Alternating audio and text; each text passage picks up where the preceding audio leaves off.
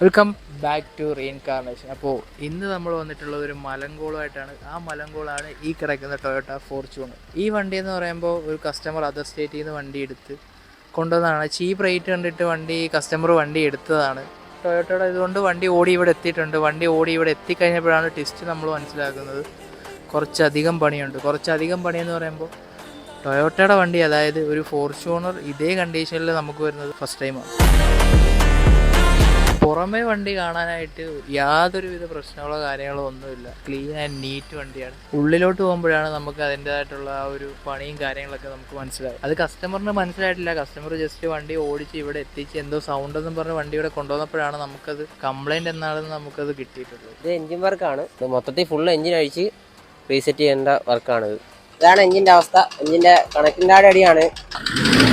Oil leak ഉണ്ട്, ഇതിൻ്റെ time belt മാറാതായിട്ടുണ്ട്, പിന്നെ ബാക്കിലത്തെ സീൽ ലീക്ക് ഉണ്ട്. അകമേ ഒരുപാട് പ്രശ്നങ്ങളുള്ളൊരു വണ്ടിയാണിത്.